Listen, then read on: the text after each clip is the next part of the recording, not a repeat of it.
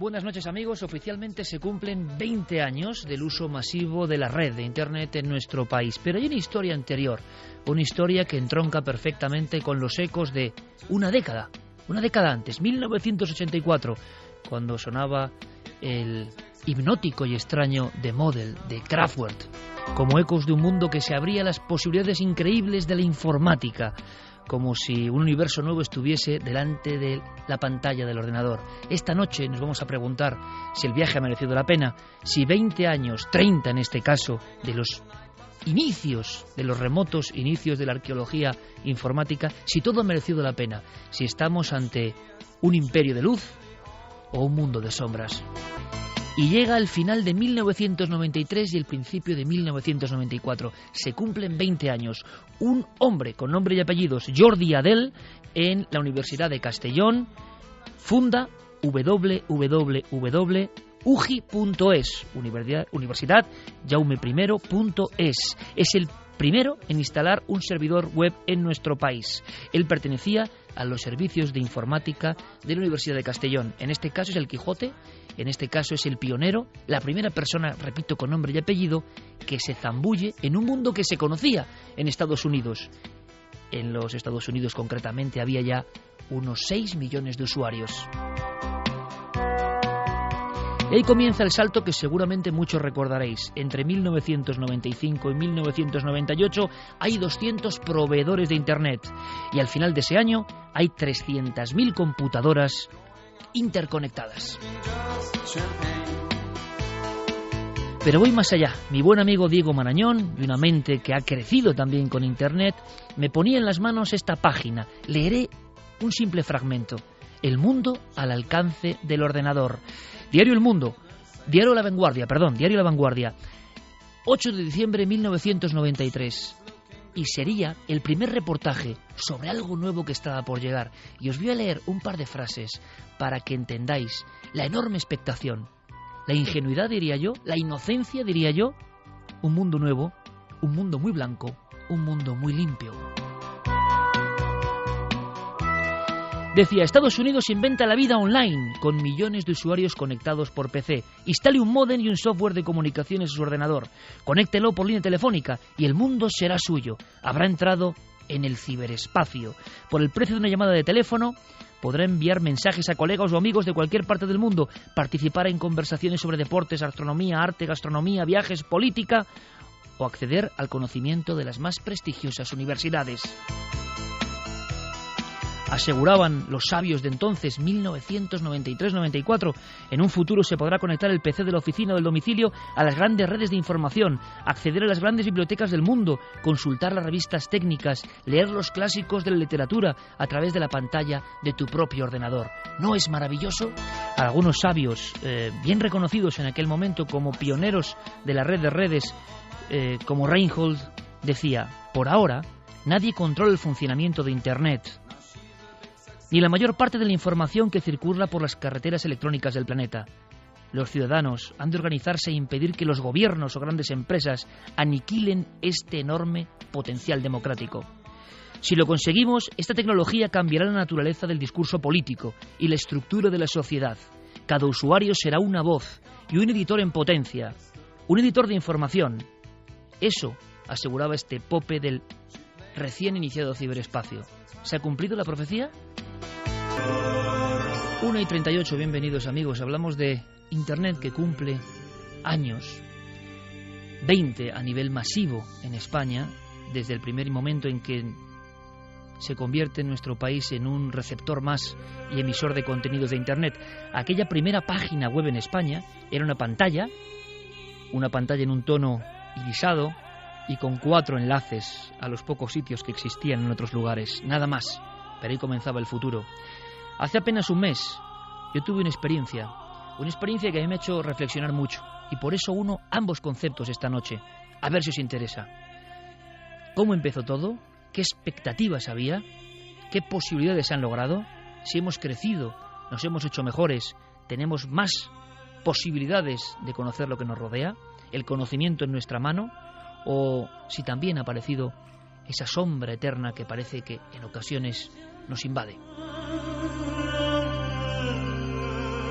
Fue una experiencia iniciática porque realmente yo me sentí como un ser despedazado viajando por el inframundo, no lo puedo negar. De pronto, yo no lo conocía, por accidente me precipité en una serie de páginas que me causaron un horror y un pavor que ha estado dentro de mi alma durante varias semanas. Incluso dije al finalizar el programa de Cuarto Milenio que estaba perdiendo la fe en el ser humano. Fue tal el shock, tal la sobredosis, tal el impacto de lo que vi, que me costó incluso pronunciar palabra. Con el resplandor de la pantalla fui contemplando, casi sin creerlo, una súbita mezcolanza de imágenes que por desgracia no eran ficción. Y me sentía como el viejo héroe que es atrapado por las fuerzas del inframundo y es destrozado, pero que tiene que entender lo que está pasando. Por eso hacemos este programa esta noche. Resulta que la decapitación, la amputación, la violación, la vejación, todo eso se concentraba en diferentes páginas y además con comentarios realmente bochornosos, comentarios realmente hirientes, comentarios de personas que parecían disfrutar con el acontecimiento, con lo que se veía. Era el horror a nivel global, era el horror como nunca antes el ser humano lo había visto. Era el sueño de Internet, el sueño de la posibilidad de alcanzar el conocimiento, de evolucionar, de ir un paso más, convertido en ascuas infernales, en lo peor de nuestra especie. Y entonces, en un viaje de horas, yo sentí de verdad llorar mi alma, porque no podía entender ni que eso sucediese, ni verlo de forma tan cruda y sobre todo, los comentarios me transmitían la total insensibilidad de alguna parte de la sociedad, como si fuera un simple pasatiempo, un juego. ¡Ey! Ahí va el siguiente vídeo. Este aún es más macabro. Y entonces lo sentí así y lo trasladé así. ¿A quién me interesa todo esto? ¿Cómo es posible? La joya de la creación de Internet se ha rebelado contra nosotros. ¿Quién está dominando los hilos? ¿Interesa que seamos insensibles ante esto? ¿Cómo es posible que nadie proteja a los niños, a los más jóvenes? ¿Cómo es posible que en esta desidia en la que vivimos, un muchacho de 10 años, una muchacha de 12, puedan estar viendo a solas decapitaciones, vejaciones, violaciones, linchamientos, quemas de seres humanos, lapidaciones, una tras otra? Y cómo algunos seres humanos negocian, ganan dinero, disfrutan con todo esto. ¿Esto siempre ha estado ahí? ¿Internet es el reflejo del mundo? ¿O el mundo se ha hecho peor con Internet? Yo os puedo decir sinceramente que pocas veces he recibido un impacto de tales dimensiones. Me sentí triste por el ser humano, triste por todos nosotros. Me sentí absolutamente derrotado, como pocas veces en mi vida. Soy entusiasta, estoy lleno de fe, y sin embargo estuve a punto de perderla. Era demasiada la sobredosis. ¿El ser humano es eso? ¿O solo es un corpúsculo muy pequeño? Siempre han estado los perturbados, lo peor de la especie, lo diabólico. ¿Somos todos iguales? No, es imposible ser igual que eso. Pero, ¿podremos superarlo? ¿Hay esperanza? ¿Hay luz? ¿Internet en el fondo nos va a proporcionar herramientas para dar el salto? ¿Para superar incluso esto? ¿Qué opináis? Yo quedé muy trastocado. Tengo que decir una cosa. La respuesta que he recibido, por ejemplo, a través de redes sociales, del Facebook, me ha emocionado como pocas veces en mi vida. Me habéis dado el ejemplo de que, claro, que hay que tener fe en el ser humano. Absoluta fe. Porque son muchos, sois muchos, somos muchos los que creemos en ese camino de luz contra las sombras. A veces enfrentarnos a esas imágenes nos hacen tomar partido. No queremos saber nada de eso. Tenemos que contribuir a que eso no ocurra. El espanto y el horror pueden hacerte cambiar radicalmente y darte cuenta de lo que importa de verdad. ¿Estará ocurriendo? ¿Podremos hacerlo? ¿Nuestro camino tiene sentido? Pues de todo eso y mucho más hablamos esta noche. Nunca antes habías estado tan cerca de lo desconocido. Milenio 3. Cadena Ser.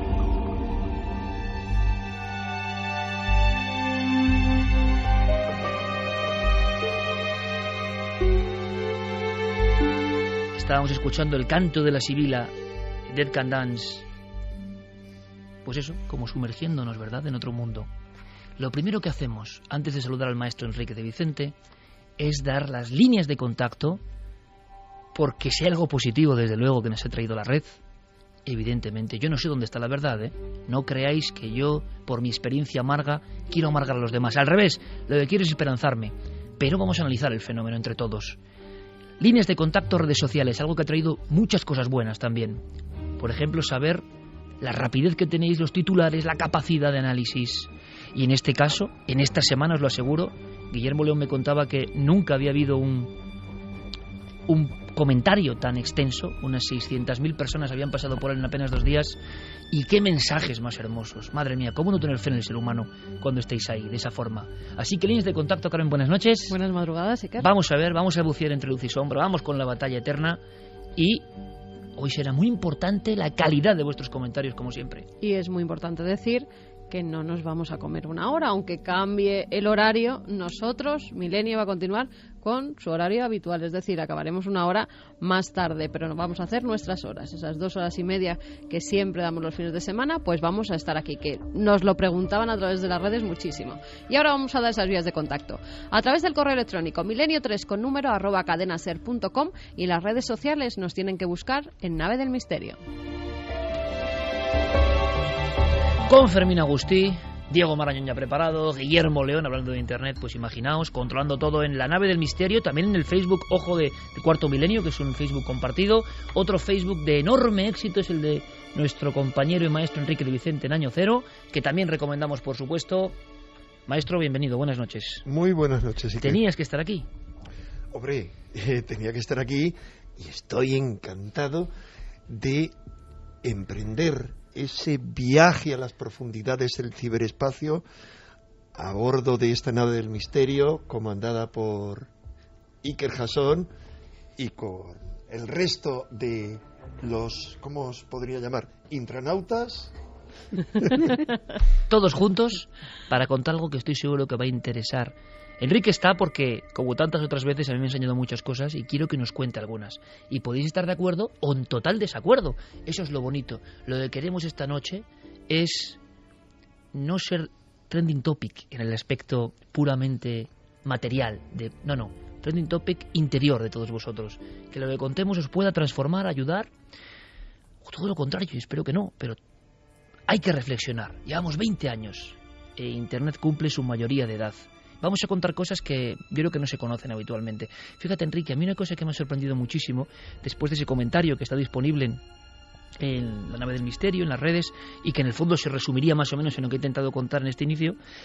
Intentado contar, tengo que añadirlo, porque yo cerraba los ojos. Sin un papel, sin un guión, sin un esquema delante. La gente que no te conoce, que no puede estar, como estoy yo al lado tuyo, se pensará que tú esto te lo escribes antes. ¿Cómo que te escribes los comentarios que haces a lo largo de Cuarto Milenio? Y no, lo haces todo sin guión, de corazón. Bueno, pero como todos los que estamos aquí, Enrique. Por eso conmueves, y yo te digo que por eso este comentario ha sido bestseller. O sea, yo es lo que he visto que más gente ha leído, no solo en tus webs, sino cuando yo lo colgaba en la mía, récord absoluto.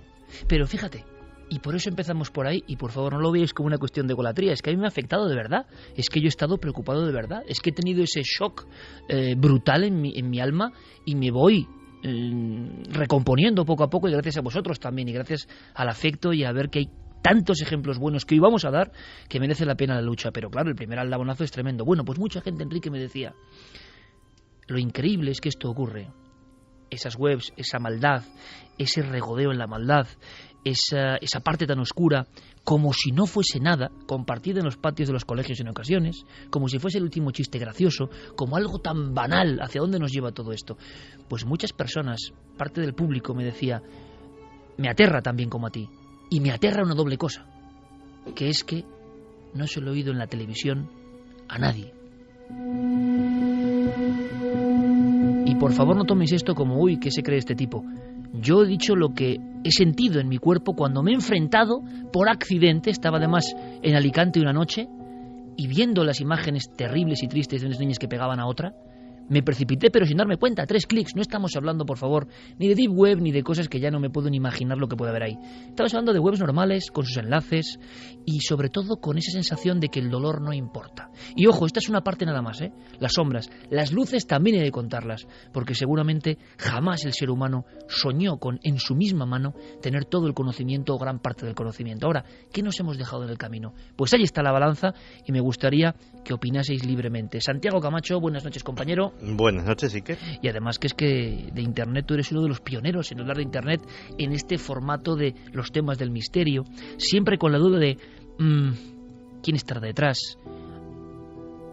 ¿Qué pretende? Si hay una coordenada o es la propia naturaleza de un sistema imparable, si prima lo malo sobre lo bueno, si es un puro reflejo de la sociedad. Ahora vamos a debatirlo y vamos a contarlo. Clara Tauces, compañera, buenas noches. Muy buenas noches, Iker. Gracias por acompañarnos. Por supuesto que habrá muchas más cosas esta noche, entre otras investigación y archivo. Vamos a disfrutar y vamos a sobrecogernos. Javier Pérez Campos, compañero, buenas noches. Muy buenas noches, Iker. Y también sé impactado, ¿no? Pues por todo esto que hemos ido analizando y que podéis en cualquier momento intervenir en el debate. Vamos a abrir con el maestro Enrique de Vicente, que tiene unas ideas que para muchos son muy particulares y que, como tantas veces ocurre y ha pasado con las cuestiones de Santiago Camacho, han pasado muchas veces del ámbito de la conspiración, que a muchos les hace mucha gracia lo de la conspiración. A mí no me hace ninguna gracia, a mí me parece muy serio. Y me parece muy serio porque de pronto eso acaba en las portadas de los periódicos serios, entre comillas serios. Y de pronto los temas que hace 15 años eran conspiración, resulta que son los temas que importan a la sociedad y con lo que nos controlan.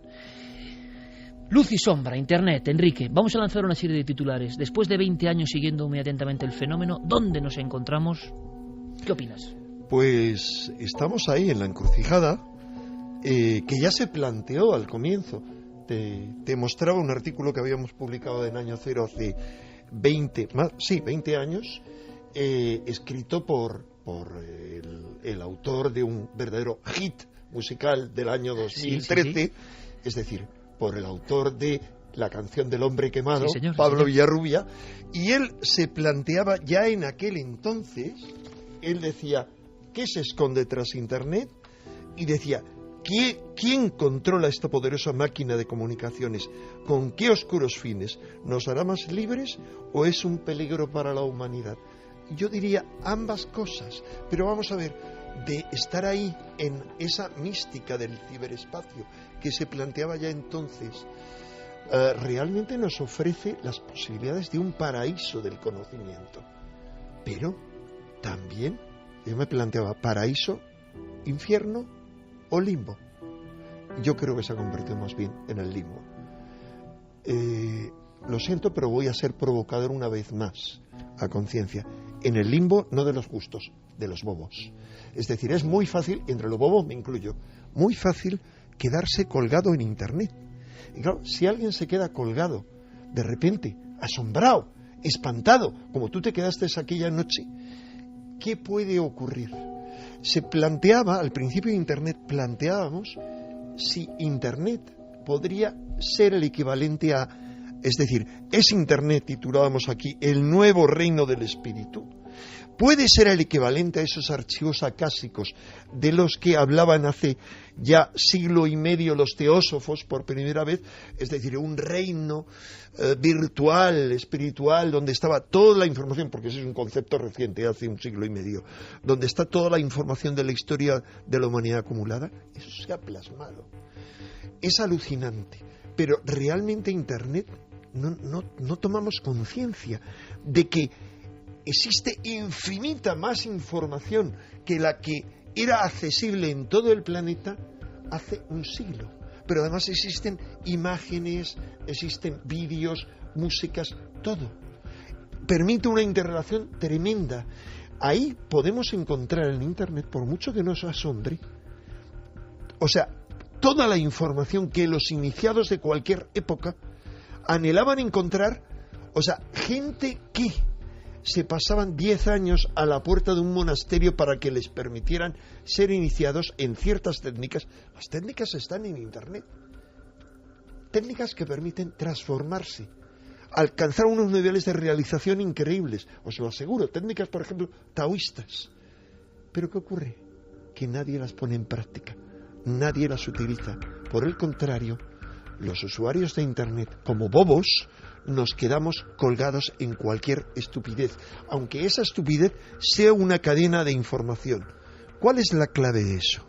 La clave, le han dicho algunos informáticos, el exceso de información mata la información. ¿Cuál es la otra clave? Es esa que tú ya enunciaste en aquel cierre de Cuarto Milenio y has vuelto a recordar hoy. Es la desensibilización sistemática. Es decir, al igual que a medida que vas viendo noticias, por ejemplo, de guerras, de historias, al final ya te da lo mismo que haya guerras en cualquier sitio, si es algo normal. Fíjate, cuando uno se va por unos vericuetos como esos infernales que tú te introdujiste en tu descenso a los infiernos, a las regiones inferiores, y se ven todas esas cosas, uno se insensibiliza, ya le da lo mismo, ve matar o golpear a alguien delante, ve como ciertos individuos golpean hasta la muerte a un inmigrante, por ejemplo, escena que ya se está llevando a cabo en esta Europa en la que vivimos, y le da lo mismo, es algo normal. Es decir, en eso se ha convertido la gran posibilidad de Internet. ¿De acuerdo? De acuerdo, por supuesto, ¿cómo no voy a estar de acuerdo? Fíjate que los que estamos en esta mesa y todos los que nos están escuchando debemos de sentirnos privilegiados, por fortuna o por desgracia, porque probablemente hemos vivido los 20 años que más han cambiado el mundo en la historia. La mayor parte no somos conscientes de eso, de que este invento, vamos a ponerle del diablo, nos ha cambiado la forma de pensar, la forma de entretenernos, la forma de acceder a la información, la forma de amarnos, la forma de relacionarnos, la forma de tener parejas, la forma de tener hijos. Nos ha cambiado absolutamente todo. Decías decía ese artículo que Internet prometía hace 20 años poner el mundo al alcance de nuestra mano. Me ha venido a la mente un viejo adagio que dice: ten mucho cuidado con lo que deseas, no vaya a ser que se cumpla. Y esa promesa se ha cumplido. Internet nos ha puesto el mundo al alcance de la mano. El problema es que no podemos elegir qué parte del mundo. Nos ha puesto todo el mundo al alcance de la mano. Lo mejor y lo peor, la depravación y la virtud, las técnicas taoístas y las decapitaciones de los narcos mexicanos. Todo a un clic de distancia. Esa promesa se ha cumplido. Lo que pasa es que nadie pensaba cuando se hizo esa promesa en la dimensión de lo que se estaba prometiendo. Y por último se ha creado un mundo nuevo. Se ha creado eso tan bonito del ciberespacio. Tampoco estos 20 años han sido margen para que nos demos cuenta de que es un territorio nuevo, es un ecosistema nuevo y es una sociedad nueva que no tiene nada que ver y tiene apenas unos conductos de comunicación con el mundo real, digámoslo así. Tanto es así que fíjate que se lo comentaba a Enrique en la redacción, es que ya tiene hasta sus propias, digámoslo así, sociedades secretas, ya ha creado sus propios criptogrupos.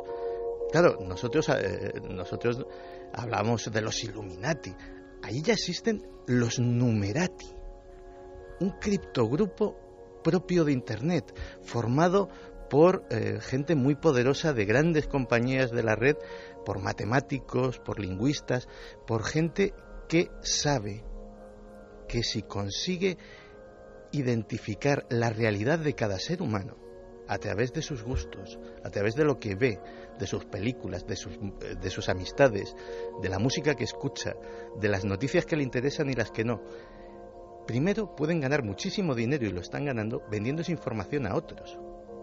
¿Para qué? Para vendernos cosas, para vendernos ideas, para vendernos políticos, para vendernos operaciones geopolíticas de gran calado, para vendernos enemigos a los que odiar.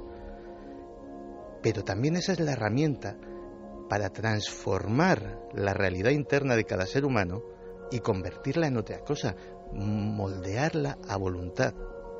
Ese es el propósito de esos misteriosos Numerati.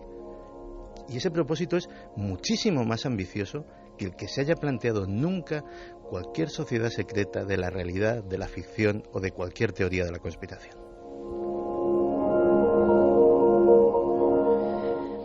¿A quién interesa esto? ¿Hay un dominio general? ¿Hay unas coordenadas para que vayamos por un lado o por otro? Nunca hubo tanta información en nuestro poder de tan fácil acceso, y en el aspecto más positivo es maravilloso. Y por supuesto esta noche me gustaría que me dijerais qué es lo mejor de la red para todos vosotros, o algún sitio que recomendéis, algo objetivo que represente la luz, que yo creo que es muy evidente, ¿no? Todo ese conocimiento. Precisamente un día José Manuel Nieves, esto no sé si es bueno o es malo, me dijo, recuerdo con un compañero, con un colega, estábamos hablando, teníamos una duda en concreto, no sé si era sobre una especie zoológica o no sé sobre qué era. De inmediato uno de ellos sacó la tableta en mitad del restaurante, pulso, y a los 12 segundos estaba la respuesta. Y Nieves se quedó un poco sorprendido, reflexionó y dijo, ¿te acuerdas cuando aún teníamos dudas?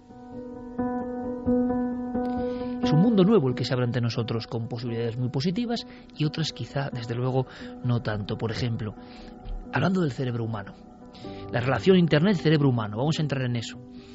Yo me preguntaba, evidentemente, en mi viaje a los infiernos que algunos, que dices, ¿cómo se ha encallecido el alma humana de algunos, no?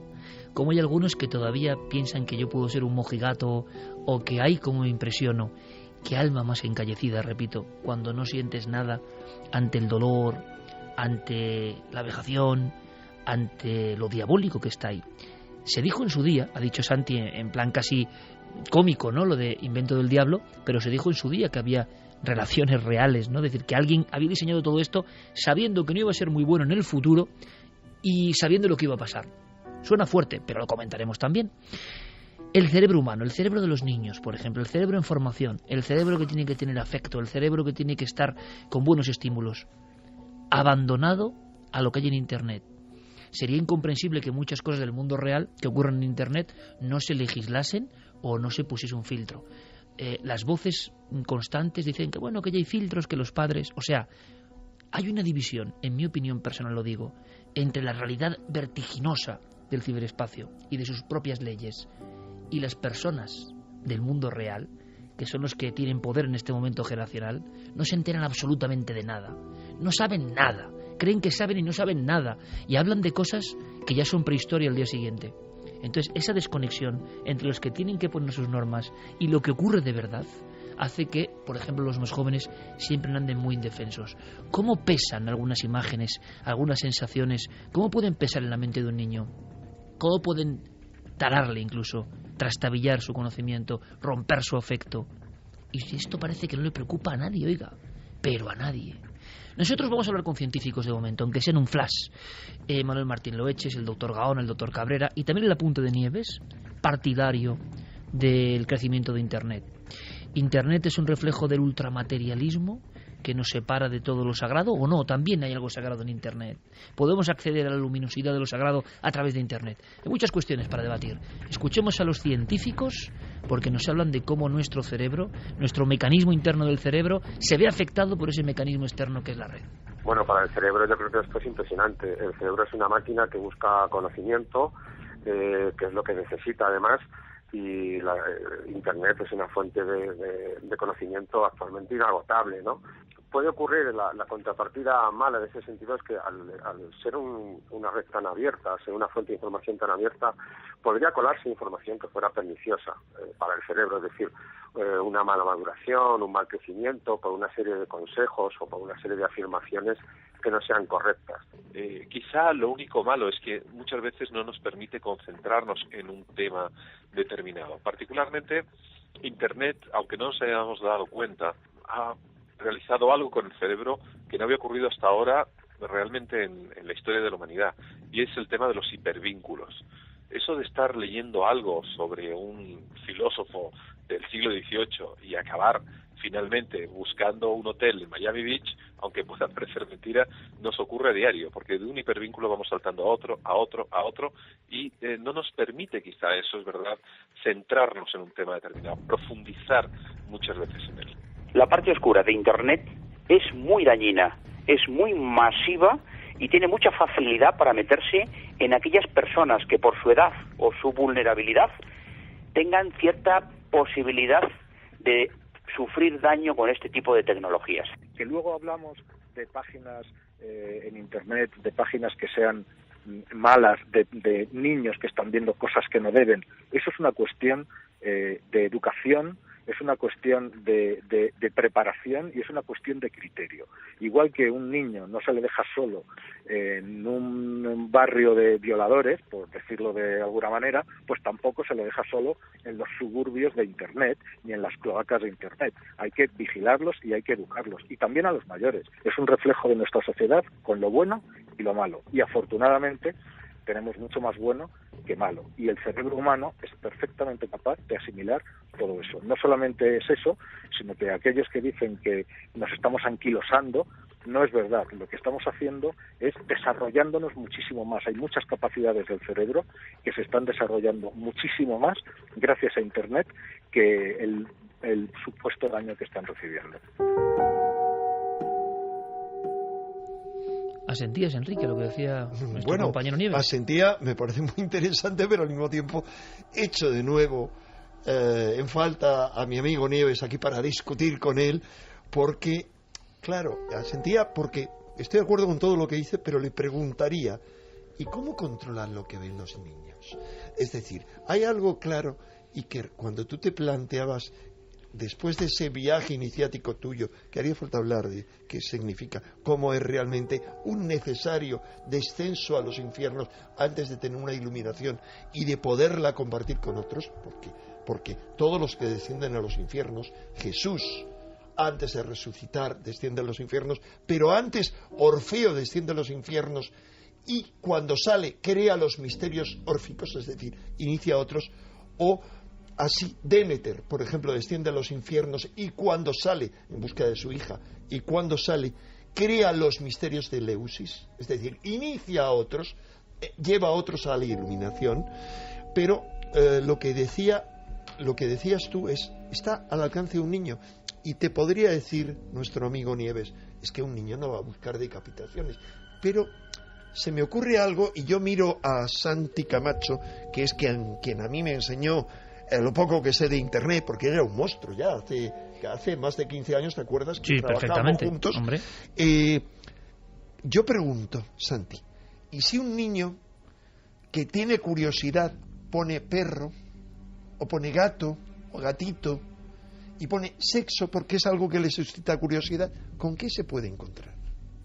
Evidentemente se puede encontrar pues con páginas de zoofilia, o sea, páginas donde se viola a animales. Pero ya ni siquiera eso, Enrique. Hay páginas de dibujos animados con dibujos animados que entre medias de repente te ponen un vídeo que no tiene nada que ver. Un vídeo o de sexo o un vídeo en plenos dibujos animados, que son para niños. O un vídeo de una decapitación o donde se quema un gato o donde horrible. En mitad. Con lo cual demuestra dónde están algunos. Para que pase esos controles que ponen los padres para que precisamente los niños no puedan acceder a esos vídeos que no deben ver. Con algo tan simple como poner el nombre de un animalito que le gusta y la palabra sexo, porque es algo que obviamente a los niños les suscita curiosidad y encima con todo el bombardeo que hay es normal que quieran saber algo. Vamos a hacer una cosa importante porque en la SER todos sabéis que la información es lo primero.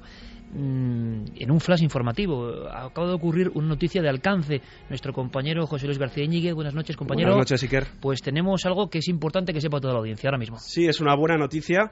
El periodista del Mundo Javier Espinosa y el fotógrafo freelance Ricardo García Vilanova, secuestrados hace 6 meses en Siria, han sido puestos en libertad. Lo ha contado el diario El Mundo, con cuya redacción el propio Espinosa se ponía en contacto ayer. Siguiendo el caso ha estado Gervasio Sánchez. Buenas noches, Gervasio. Hola, buenas noches desde Kabul. ¿Qué tal? ¿Cómo estáis?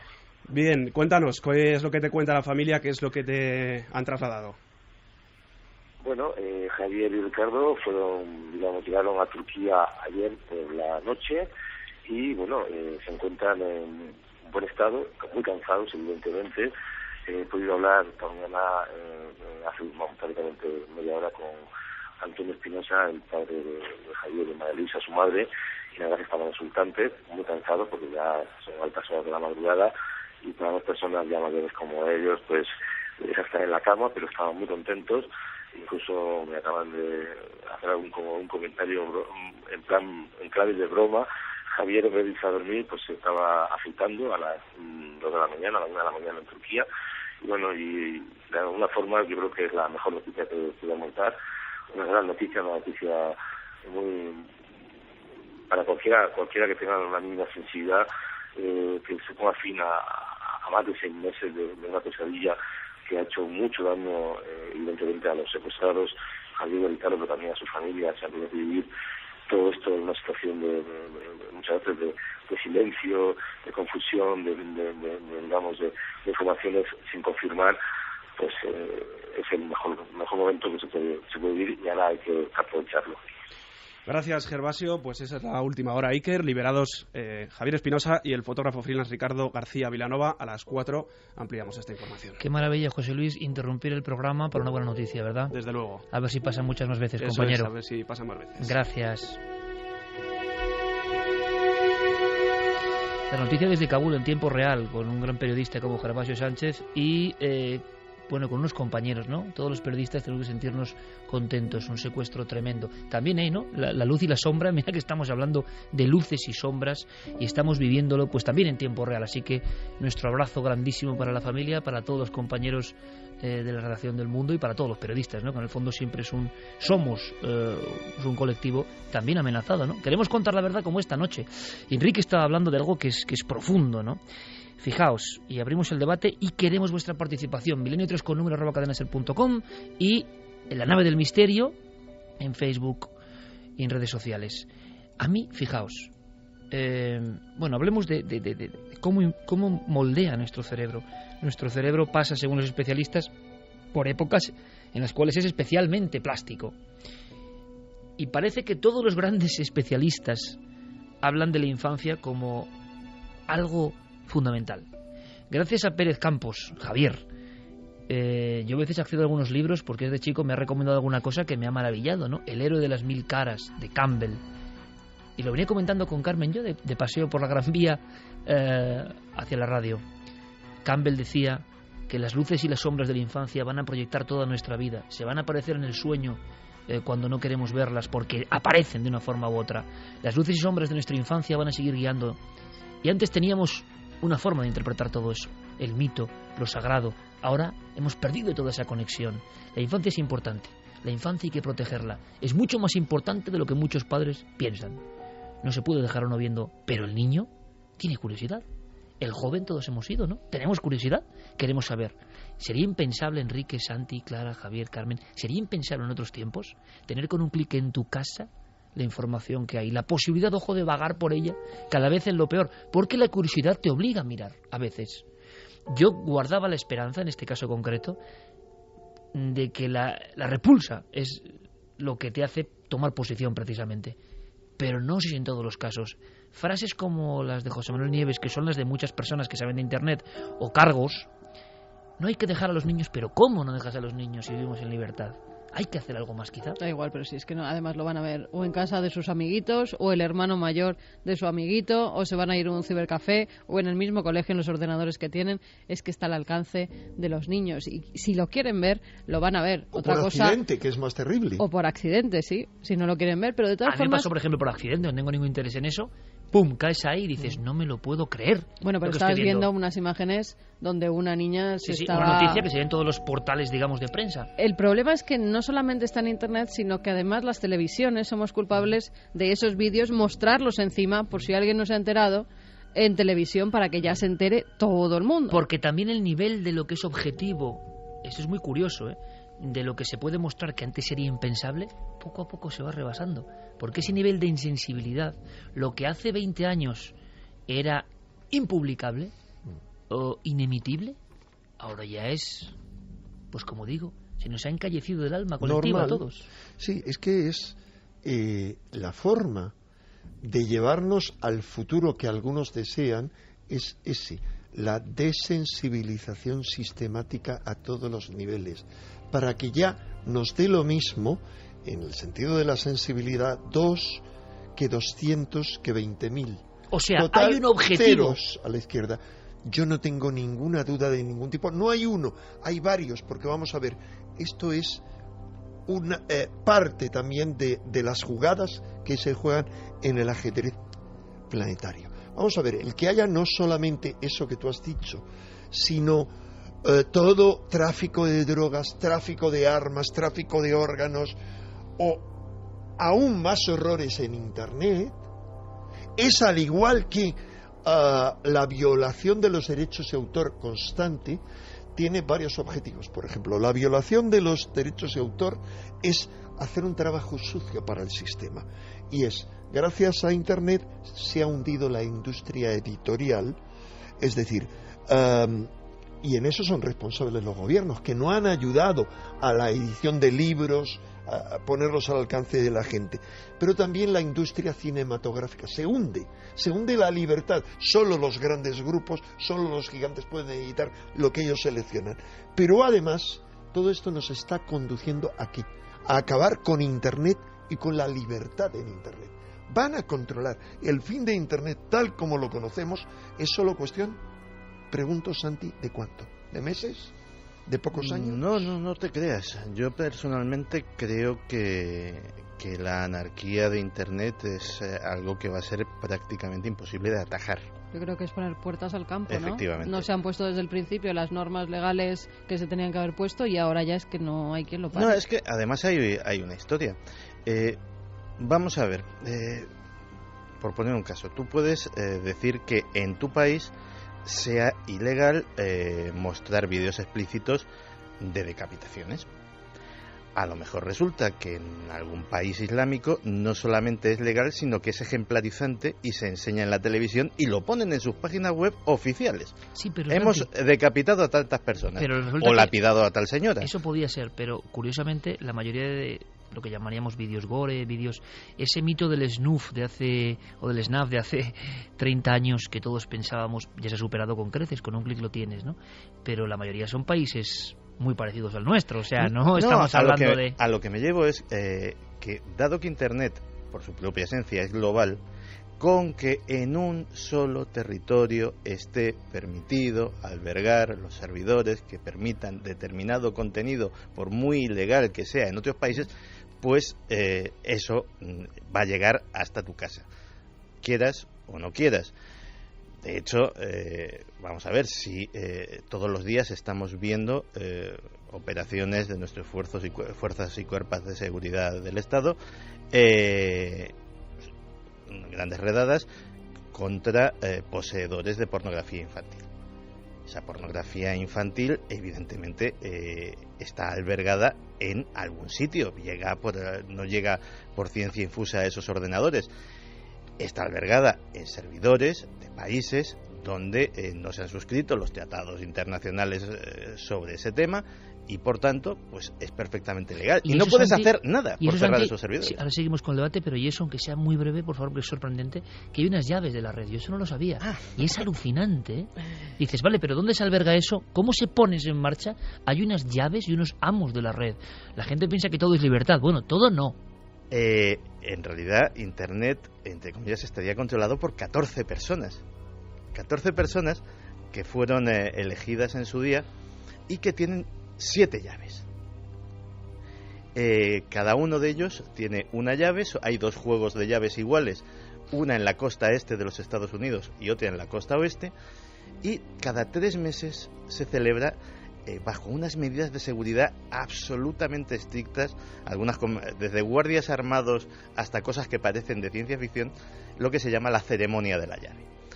7 de esas personas acuden a una caja de seguridad, un auténtico búnker blindado, donde acceden a una caja de seguridad con sus llaves.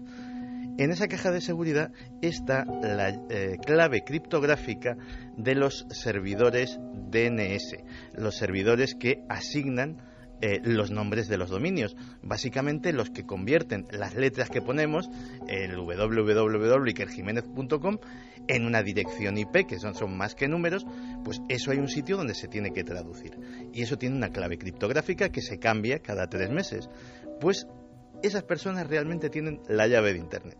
Sin esa clave criptográfica, sin cambiarla, porque lógicamente piratear los servidores DNS sería el crimen del siglo, y sin el poder que tienen con esa clave, pues prácticamente no se podría hacer nada. Esa ceremonia es posiblemente el acto litúrgico más importante de ese nuevo mundo que es Internet.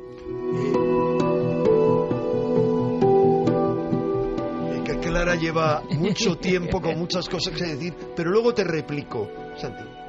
Bueno, no, si queréis por seguir con el hilo. No, luego hay mucho que replicarle. Yo la impresión que tengo con el tema de Internet es que en realidad no es más que un reflejo del ser humano, con sus... Independientemente de esto que ha comentado Santi, de que haya grupos de poder detrás, que haya sombras oscuras, pero son personas a fin de cuentas. Y en la red hay de todo, es un reflejo del ser humano. El ser humano, todos tenemos partes luminosas y en algún momento de nuestra vida caemos en alguna parte oscura, porque no somos perfectos. Entonces, la red es un reflejo. Es curioso esto que decía Santi, sobre todo el tema de la pornografía infantil, sobre que haya lugares donde, por ejemplo, una decapitación pues pueda ser incluso ejemplarizante y se pueda mostrar para que aprendan, ¿no?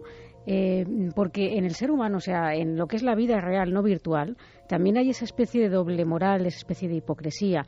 Es decir, hay lugares, yo recuerdo haber visitado Tailandia y en su momento me sorprendió muchísimo la edad de las prostitutas, porque eran simplemente y llanamente niñas que eran vendidas por sus propios padres porque no tenían para comer, vendían a sus hijas y bueno, pues las tenían drogadas ejerciendo la prostitución en Bangkok, por ejemplo.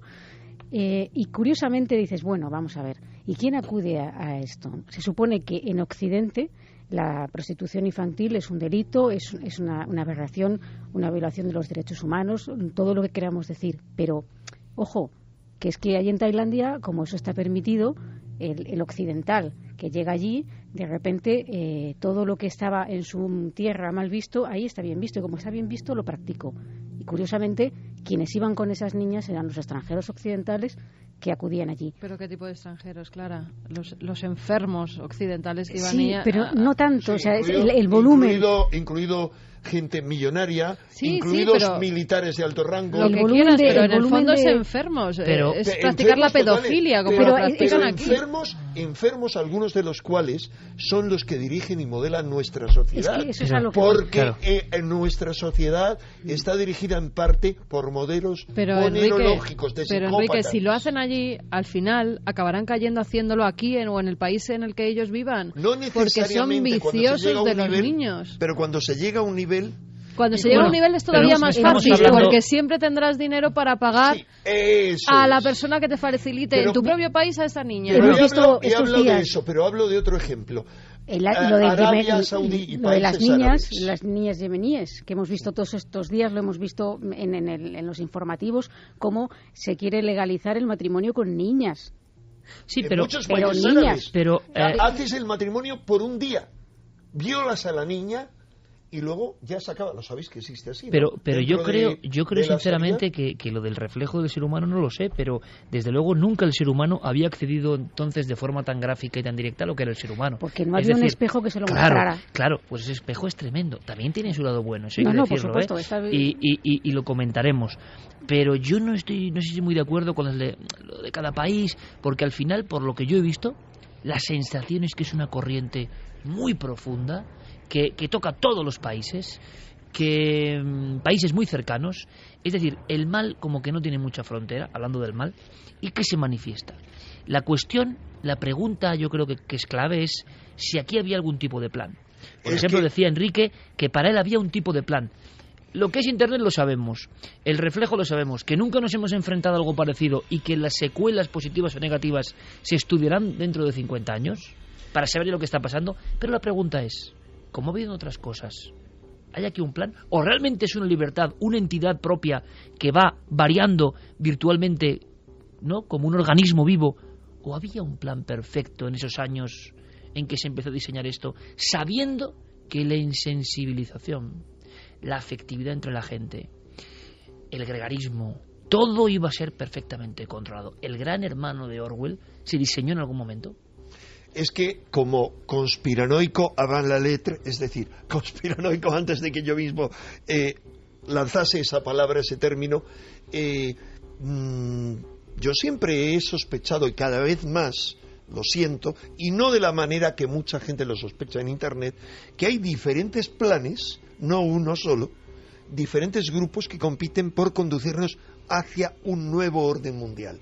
Es decir, el futuro necesario de la evolución en el planeta, para mí, conducía por algo parecido a Internet y conduce por algo parecido a una unidad planetaria. Pero ¿qué ocurre? Esa unidad planetaria podría alcanzarse por una evolución positiva, humana. Hay grandes místicos, como sería Aurobindo, que concibieron, que es un místico, que concibieron que el planeta tenía que irse uniendo. Y de hecho hubo planes de crear cosas como Estados Unidos de Norteamérica fue creado por iniciados. Hubo también el plan de crear unos Estados Unidos de Asia que fracasó y que se puso en manos de un iniciado que se llamaba Redditch, digamos maestro, gurú del presidente Roosevelt y del presidente Wallace. Hubo el plan por parte de los iniciados de crear una Unión Europea que fue pervertido como todos los anteriores. Todos se pervirtieron, como toda revolución. Bien, de esa manera yo estoy convencido de que nos van a conducir a un orden mundial diabólico, porque no olvidemos la palabra demon es Deus inversus, es decir, el demonio es Dios invertido. Internet, tal como está, es lo opuesto al nuevo reino del espíritu. ¿Y qué ocurre? Que si hay ese plan de un nuevo orden mundial, si ese nuevo orden mundial, después, por ejemplo, de una gran guerra, de una gran conflagración que resulte terrible para la humanidad, digan, la única posibilidad de evitar una destrucción es hacer unas nuevas Naciones Unidas, algo con un gobierno de los sabios, por ejemplo. Y en ese caso, sí se podrá considerar terrorista a cualquiera que actúe como esa gente sin someterse al control de los sabios. Es decir, yo creo que lo lógico es que haya un control futuro de Internet. Y creo que de poco valdrán esos individuos, porque o se someten al nuevo poder o son sometidos. Pues fíjate, mira que discrepamos pocas veces. Pues esta es una de ellas. Yo creo que honradamente, para un plan diabólico, Internet, cuanto más salvaje y más libre, mucho mejor. Sí. Por una razón muy sencilla, porque a día de hoy Internet y los que se alimentan de Internet desde el poder, lo único que quieren son dos cosas: conocernos para manipularnos. Es decir, la capacidad que tiene ahora mismo, mucho se ha hablado de estas historias de Snowden, del Big Data, etcétera, etcétera. Lo importante del Big Data no es que sepan si tú tienes un amante o una cuenta en Suiza o eres homosexual de forma encubierta. Eso a fin de cuentas les da igual. Perseguir a un terrorista en concreto también les da igual. Lo que quieren saber es cómo es la gente, qué quiere, qué motivaciones, qué ideologías, encontrar las fisuras, darle a la gente lo que quiere, especialmente lo más bajo, distraerla, adormecerla, tranquilizarla, llevarla poco a poco a un estado de control sin saber que son controlados. Mira, yo siempre... Pero eso no es zombie. Mira, las dos grandes distopías. Me acabas de contar la historia de los zombies de Haití. Con los... Claro, totalmente. Claro, las dos grandes novelas distópicas, que son 1984 y Un Mundo Feliz, la gente le da mucho miedo 1984, pero ni es la que da más miedo, ni es la que va a pasar. La que va a pasar es un mundo feliz. Sí.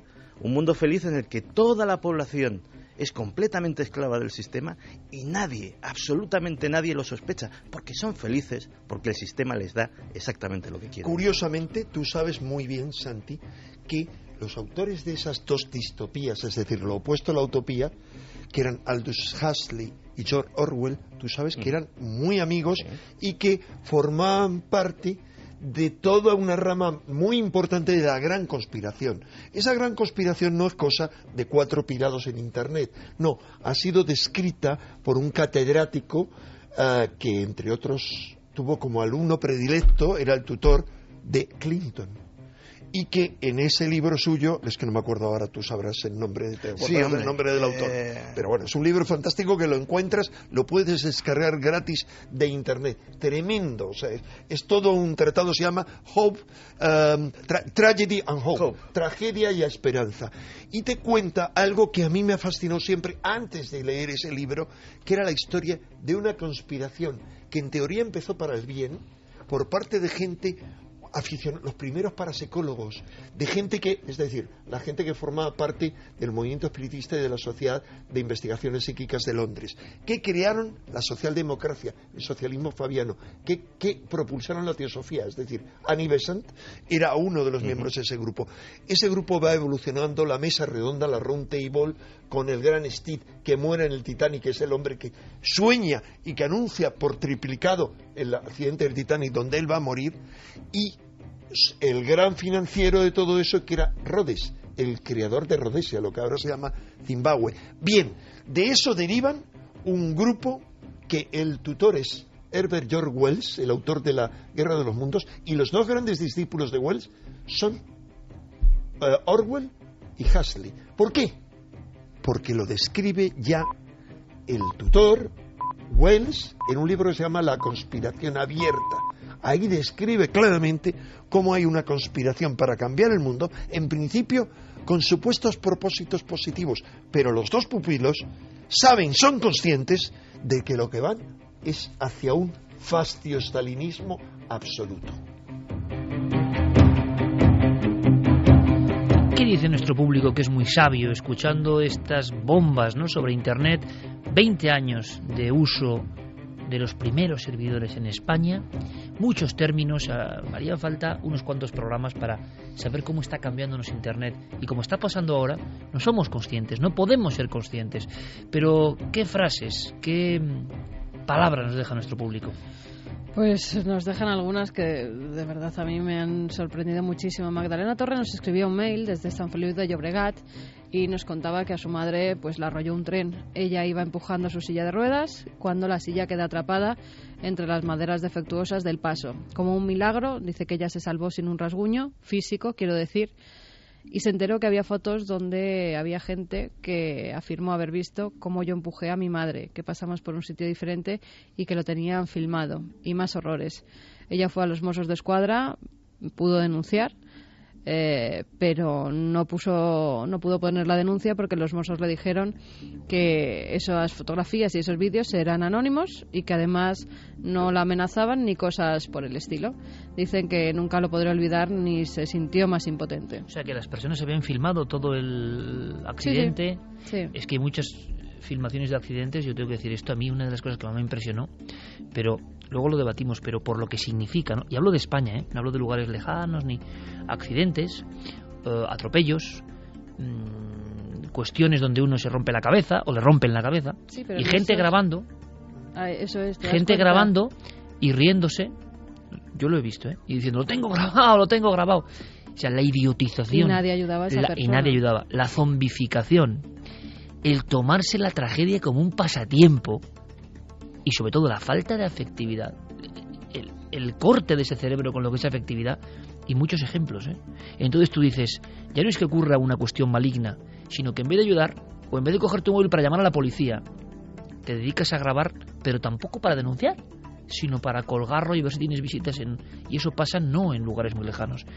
Y yo creo que de este tipo de cosas, las autoridades, los que legislan, la generación que ahora gobierna, es que no tienen ni idea, y les oyes hablar y no tienen ningún tipo de contacto con lo que está pasando. Es decir, la velocidad de la red, para lo bueno y para lo malo, les ha superado por completo. No hay más que oír discursos para decir, no tienen ni idea. O sea, pero no sabes ni de qué estás hablando. Pero fíjate, tú lo que hablabas de que esos vídeos, la gente sube esos vídeos, se ríe de una tragedia que está ocurriendo delante de ellos. No solo no intentan poner un remedio, sino que lo graban, lo suben a Internet. La sensación es que esto es la pescadilla que se muerde la cola. Es decir, antes, probablemente ante una escena como aquella habría testigos que adoptaran esa actitud, ¿no? Lo que ocurre es que ahora esa persona puede grabarlo, puede colgarlo en Internet, e Internet lo que ha favorecido, para bien y para mal, es el contacto rápido, directo, inmediato con gente de nuestras mismas afinidades. Es decir, uno puede entrar en foros donde puede debatir de 1001 historias, y entre esas están estos sitios donde uno entra, accede y pueden juntarse grupos de gente con estas inquietudes absurdas, ¿no? Pero por ejemplo, el mandarse vídeos de este tipo de contenido ya no pertenece solo al ámbito de criptogrupos marginales, No. sino que mandarse Claro. vídeos en el trabajo y de cachondeo y mire lo que me ha llegado, y que los vídeos que desean cómo le cortan la mano a un niño, lo que estoy diciendo, y que las personas tomándose el cigarrito o haciendo tiempo en la oficina lo comenten riéndose, no se dan cuenta el nivel a donde estamos Tampoco llegando. todo es malo. También hay vídeos en los que se ha podido denunciar a la gente que estaba cometiendo un Sí, delito pero precisamente porque muchos, los han grabado. pero muchos lo increíble es que no pasa nada y siguen ahí, que es lo asombroso. Mira. Vídeos de todo el mundo. Es que, por muy triste que sea y por mucho que no lo queramos ver, todos vivimos en el mundo, en el mismo planeta, pero no todos somos iguales. Mira, uno viendo YouTube, lo más inocente del mundo, puede encontrarse una colección de perfectos imbéciles haciendo las estupideces contra la seguridad propia o ajena más inenarrables. Algunos de ellos han sido detenidos por hacerlas, sobre todo las que dan al volante. De esos nos llega algún mensaje que nos comenta precisamente eso. Pero que demuestra que te lo que cuentan, somos. pero esto te lo cuentan hace 20 años. No, es que había un tío que hacía esto con el coche y otro que hacía esto con la... Leyenda urbana. Y dices, venga ya, hombre, hasta que lo ves. Es decir, el problema... creo que es hasta instructivo saber que efectivamente semejantes individuos existen. Y yo creo efectivamente que el que omite auxilio a una persona que lo necesita y se dedica a ser espectador, en este caso espectador y cámara, hubiese sido espectador exactamente igual, con las manos en los bolsillos, sin internet. El problema es lo que dice Clara, que esto es un reflejo tan crudo y desagradable de la verdadera naturaleza humana, no de todos los humanos y probablemente no de la mayoría, Exactamente. afortunadamente. Y ahora vamos a hablar de eso. Y Pero- no de la mayoría. Pero hay una inmensa mayoría que es tira para dónde, pues para donde le dicen, más o menos. Pero También hay gente veleta en la vida, es decir, gente que se deja influir y que no parece tener un criterio propio y va un poco según lo que le van diciendo los demás. Y eso mismo también dar bandazos también se ve mucho en la red. Se une la red. Es que todos nos dejamos influir y la inmensa mayoría de la gente, lamentablemente... Sobre todo la gente joven que No, no y tiene la gente criterio. mayor también, ¿eh? La gente mayor también. Yo creo se que dejan también. llevar. También, yo pero digo, el problema es, no a mí me parecen los estigmatizaría a niños. los jóvenes, nunca. No, yo me refiero a los jóvenes niños son la en que esperanza. eso les llega, porque es que ahora ya te llega al móvil, es que Ahora aunque vamos tú a no hablar te conectes. precisamente de esa juventud y esa esperanza con otro tono, con Diego Marañón, que ha trabajado mucho en institutos, y a mí, por ejemplo, me dio una luz de esperanza. En mitad de mi declive fue precisamente Diego Marañón el que me dio un poco de luz de esperanza, y ahora quiero que nos recuerde esa experiencia, por si le sirve a alguien. Rápidamente, más clases. Los Quiños Azcara dice, en mi época el señor desconocido que te invitaba a un caramelo y te subía al coche estaba limitado. Hoy hay millones en Internet. Carlos Olorio, la gente ya era así antes de Internet. Internet solo lo ha dejado ver a todos. Efraín Valverde nos comentaba lo que decía Santi. A veces la gente se juega la vida para colgarlo en YouTube. Sin ir más lejos, hace poco un joven se grabó conduciendo en el asiento del copiloto, Le tenía en mente precisamente a este. agarrando con una mano el volante, y la policía anda detrás de él. Francisco Javier Almenar dice, Internet tiene los días contados, pronto se pagará por todo. Internet está condenada a ser una intranet donde verán lo que queramos ver y hacer lo que nos dejen hacer. Daniel Baleán dice, ya no se bautiza a los niños, ahora les abren una página de Facebook y listo. ¿Qué dirán cuando sean mayores y sepan que toda su infancia está en la red? A mí no me gustaría. Eso es muy interesante. Y no me meto aquí con las religiones, pero es el ejemplo perfecto de una sociedad que ha despreciado lo sagrado y el rito de iniciación, como es el bautismo, por cierto, y cualquier otro rito de bautismo. No hablo solo de la religión Y sobre todo católica, ¿no? la protección de menores, que es lo más importante, ya ni la religión ni el bautizo ni nada, Sí, la sí. protección de esos Pero menores. es que el ejemplo de sustituir el bautismo con lo que significa el bautismo de cualquier religión o rito similar, me refiero. Sí, es un rito iniciático. Exacto. De paso. El rito iniciático se ha convertido en la tontería para decorar.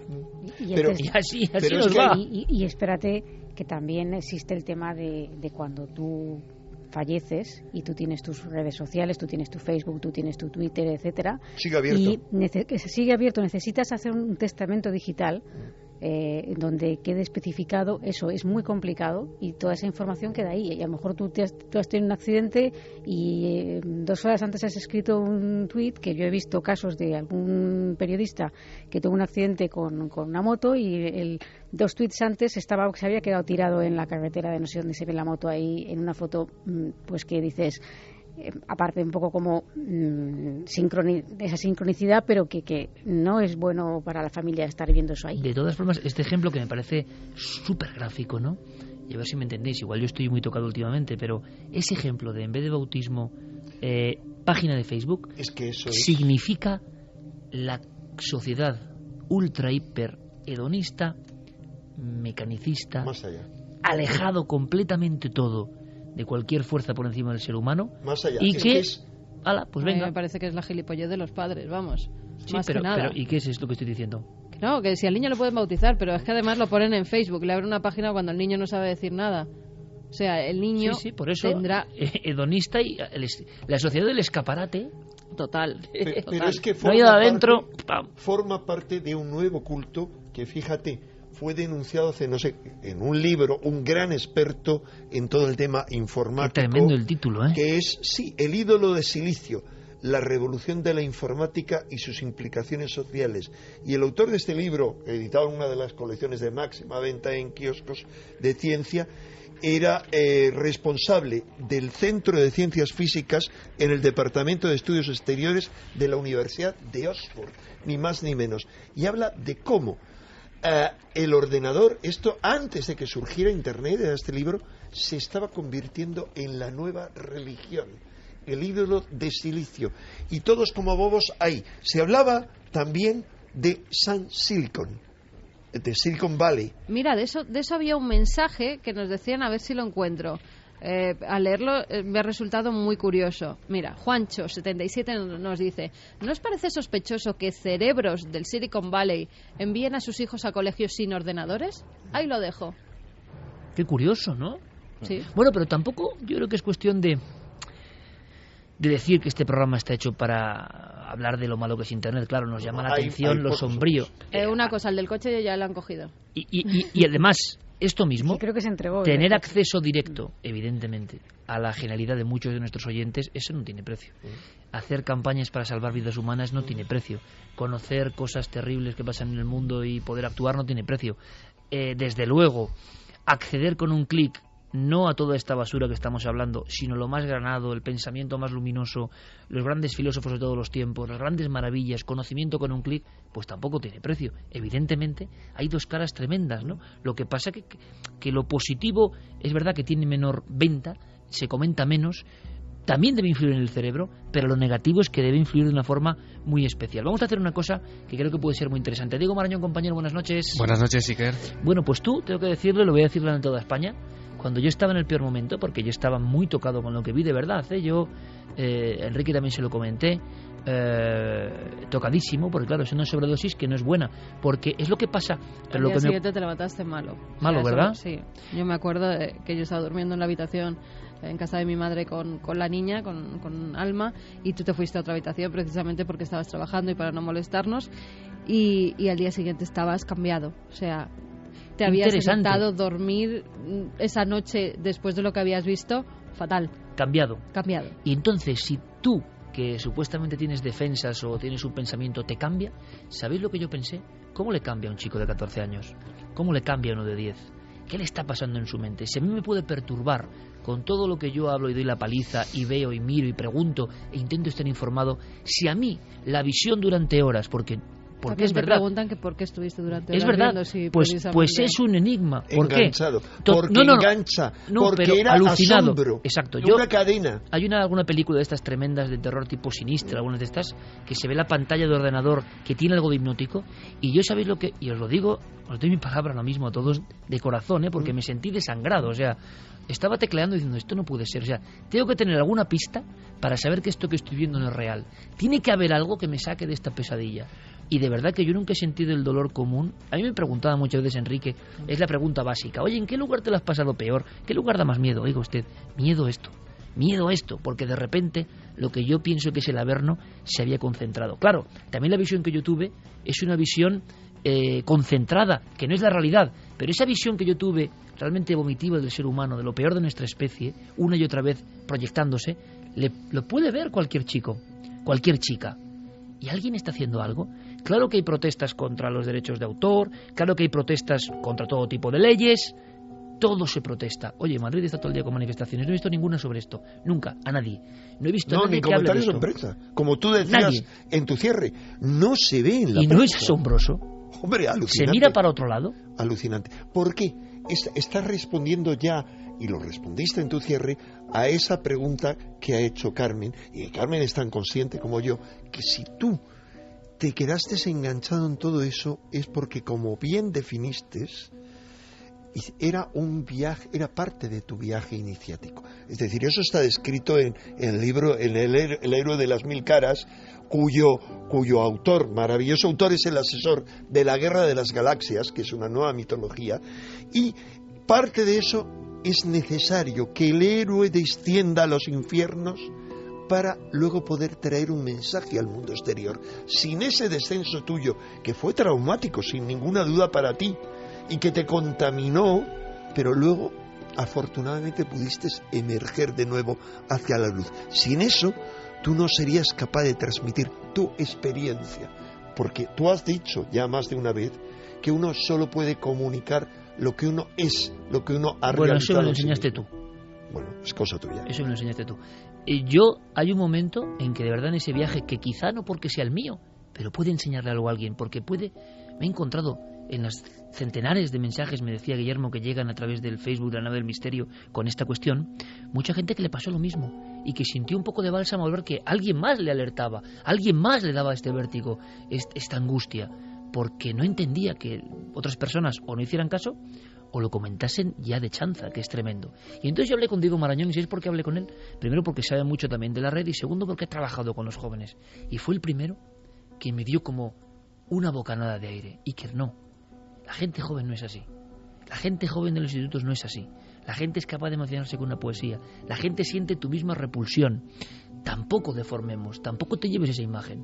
Fue así, ¿verdad, Diego? Así es, tú me preguntabas en ese email que me mandaste, que era un email, pues eso, como estás diciendo, ¿no? Un email duro, crudo, en el momento en que tú te encontraste con eso, y me preguntabas si los chavales realmente verían habitualmente esas webs, y yo te dije que iba a ser sincero contigo, y yo te dije que sí, yo creo que sí que acceden, en un porcentaje bastante importante.